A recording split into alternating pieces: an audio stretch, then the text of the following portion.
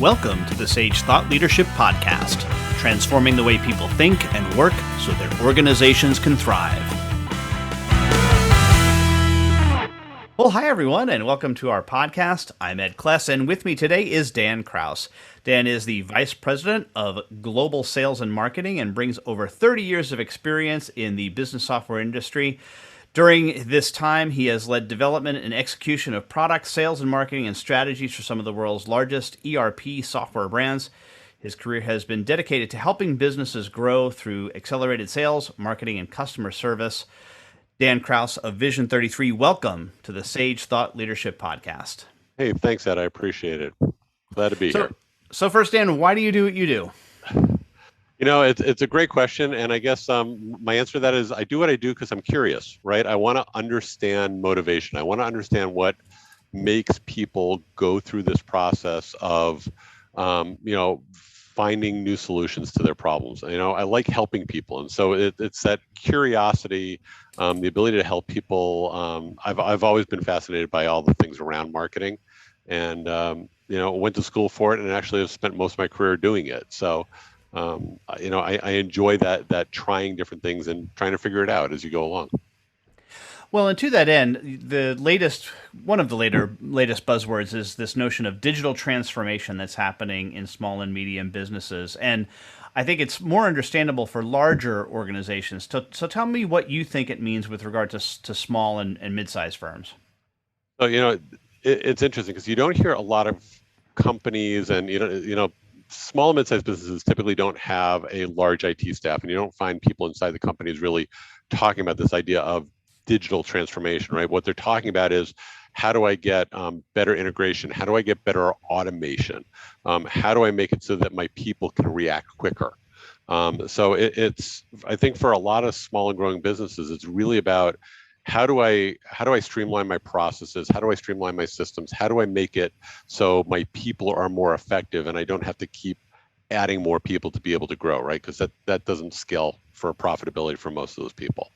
And when I think about what this means for our typical client, a small and growing business, it's really about their ability to innovate closer to the point of use. So how do I change things or make things more effective for my company and my customer closer to where that impact's actually going to happen? I'll give you an example of that because I think it's a good in concept, but it's kind of hard to get your head around that. So if you think about a typical marketing department, right? A number of years ago, you had a marketing department and the IT department controlled the website, and they didn't necessarily, things were difficult to change. There were systems that they had to all work together. What digital transformation has done is put a lot of systems in the cloud that allow the user to access it and make the changes. So now I can control the website. I can control the way the leads and the CRM and all those pieces work together as a business user, as opposed to having to go get a specialized IT person to do that. Maybe it's a design department that they get feedback in real time from customers by using, a system that allows somebody to upvote or downvote features versus having to use some firm to go out and survey our customers, right? So being digital actually allows that innovation to happen faster. And I think that's really what's so important to those growing businesses today. And that's a really long answer. No, that's okay. That's good though. It's very, very detailed. And the notion, of course, of that acceleration is really what is ultimately assisting customers, right? Innovation has always helped customers, but the fact that it's accelerating through the process is getting to customers a lot quicker now. Yeah, no, it's this whole idea of how do I stay nimble, right? One of the advantages that I think small and growing businesses have always had over their larger corporate counterparts is they can make decisions faster. They can adapt to situations quicker. The digital tools that are out there accelerate that, as you're saying, right? So you are more nimble. It gets us out of this mode of having to put processes in place that are serial in nature. I've got to do 1 before 2, before 3, before 4, and a lot more processes can happen parallel because that information is there, right? It's flowing, it's electronic, it moves between people. It allows me to go and manage stuff by exception as opposed to through process. And I think that makes a really big difference for people. And I'd be curious to get your thoughts on this, because one of the things I think that organizations make a mistake doing is that they just tend to automate the process that they've had previously, rather than saying, how can we change this so that it makes more sense from a customer's perspective? Of course, the great example of this goes back 10 years where you and I have been around long enough to remember this. When you surfed into the first e-commerce sites, the first thing that they wanted to get from you was your name, information, address, phone number, blood type, how many children you have. Yep. Of course, every single one of us kind of abandoned ship very quickly, because we didn't want to do that until we had something in our cart. Once we had something in our cart, we were willing to certainly then give that information. But the reason we did that was because the accounting system needed a customer first before it could create an order. Yep. So what are some of the things that you're seeing with regard to people really engineering the process that are truly then customer centric? How have they been able to adapt that and make that work? Well, I think e-commerce is a really great example across the board, right? And it's not just your own website. It's the ability to sell in my retail store, on my website, through Amazon, through a partner site, all at the same time, right? This whole ability to do multi-channel to reach my customer would be a good example of that. Another one where we see a lot of things is this automation of processes that really were a lot of paper.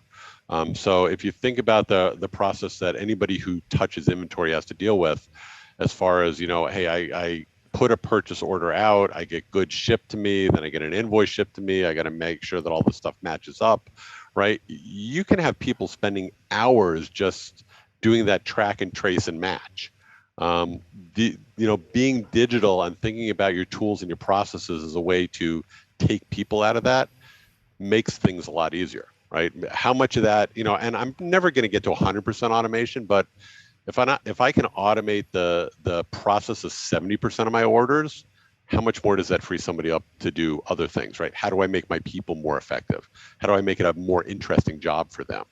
On the sales side of that, right? How do I take a purchase order from a customer and have it instantly turn into an order in the system and get confirmed back out to them, right? I might push somebody to order off of my e-commerce site, but at the same time, if they just want to mail me a purchase order, if I can take that, then that's very customer centric, right? That's what works best for them, and that's what I want to think about. So a couple examples that kind of come to mind quick. And Dan, as you know, we have an exit question that we ask all of our guests, and that is, who is a hero of yours and why are they a hero? So, when it comes to what I do for work, I got to say that probably the hero I'd pull out would be Jeffrey Moore. As both an author and a thinker, and then also the consulting organization he built after that. I think he was able to, and it's still kind of the seminal work in terms of thinking about how do technology companies work and how does technology get adopted by businesses overall, right? There's not a lot of writing that's really B2B in terms of helping businesses think about how they sell to businesses. But Jeffrey Moore's done an awful lot about that. And that's really where I've lived my whole life. So I find him fascinating to read and think about. And lastly, Dan, how can somebody contact you? Easiest way to get hold of me is by email, and it's dan.kraus, Kraus, @vision33.com. All right. Dan Kraus, Vice President of Global Sales and Marketing at Vision 33. Thanks so much for being a guest on the Sage Thought Leadership Podcast. Thanks, Ed.